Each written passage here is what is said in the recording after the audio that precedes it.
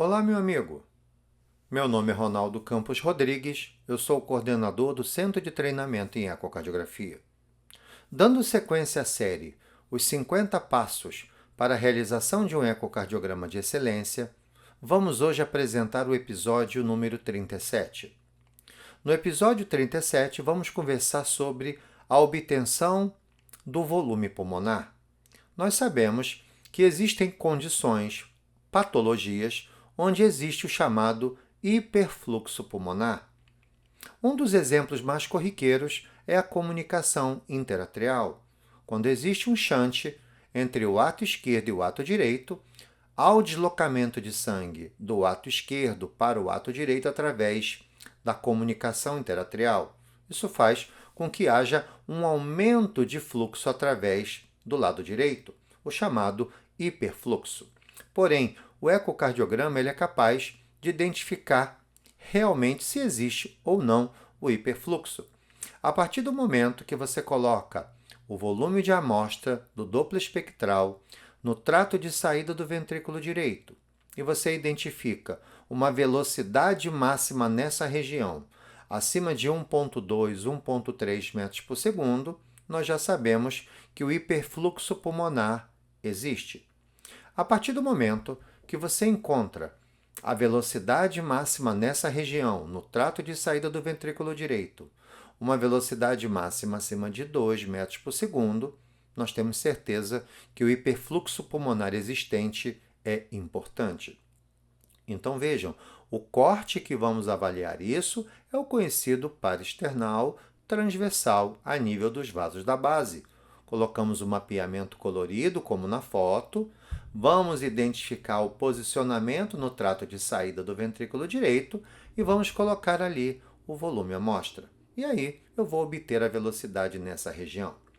Mas vejam, é importante também lembrar que a partir do momento que você identificou o hiperfluxo, agora nós precisamos calcular o volume que passa através da válvula pulmonar, sendo direcionado do ventrículo direito para o tronco da artéria pulmonar. E para isso, nós precisamos, para cálculo do volume pulmonar, de duas variáveis.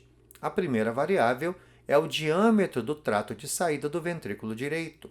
E a segunda variável é a TVI do trato de saída do ventrículo direito. Com essas duas variáveis, a partir de uma fórmula matemática, nós podemos inferir o volume que passa através da válvula pulmonar direcionada ao tronco da artéria pulmonar. Então, observem, uma primeira etapa, eu identifico se existe ou não o hiperfluxo, avaliando a velocidade no trato de saída do ventrículo direito, e um segundo momento, eu vou oferecer no laudo o volume que passa através da válvula pulmonar. Lembrando sempre que o ecocardiograma, ele infere esse volume. Matematicamente, quando precisamos desses valores verdadeiros, sempre o cateterismo cardíaco é o método, é o padrão ouro para essa avaliação. Vejam que nós precisamos identificar essas variáveis. Reparem aqui que nós temos um esquema onde eu identifico o tronco da artéria pulmonar, o ramo pulmonar direito e o ramo pulmonar esquerdo. Para o cálculo da primeira variável, eu preciso olhar para aquela região onde eu tenho a válvula pulmonar e o trato de saída do ventrículo direito, e ali eu vou fazer a primeira medida, que é o diâmetro do trato de saída do ventrículo direito. Então, eu coloco o meu o meu caliper, e faço a medida com bastante cuidado do diâmetro do trato de saída do ventrículo direito, sempre um pouquinho atrás da válvula pulmonar, identificando o correto momento de análise. Então, dessa maneira, a gente calcula a primeira variável, que é o diâmetro do trato de saída do ventrículo direito.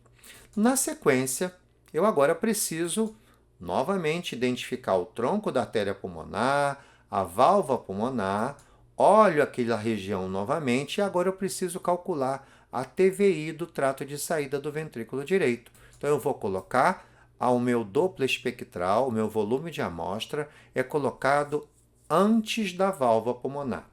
Prestem bem atenção agora em relação a um conceito.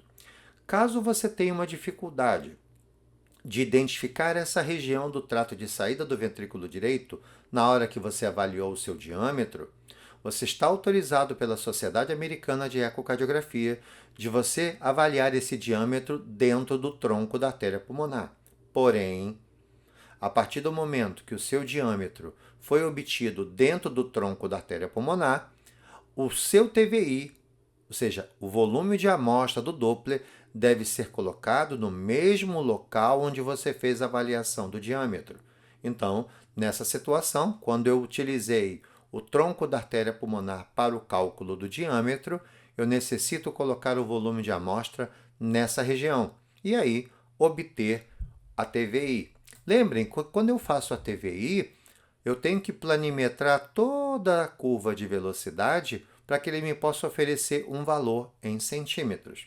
E aí, agora com o diâmetro do trato de saída do ventrículo direito e com a TVI do trato de saída do ventrículo direito, eu posso agora, através de uma fórmula matemática, obter o volume pulmonar. Então, volume pulmonar é o diâmetro do trato de saída do ventrículo direito ao quadrado, vezes uma constante, que é o 0,785, vezes a TVI do trato de saída do ventrículo direito.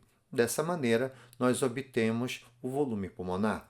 Lembrando que nas cardiopatias congênitas com shunt esquerda-direita, a nível atrial, é necessário o cálculo do QP-QS.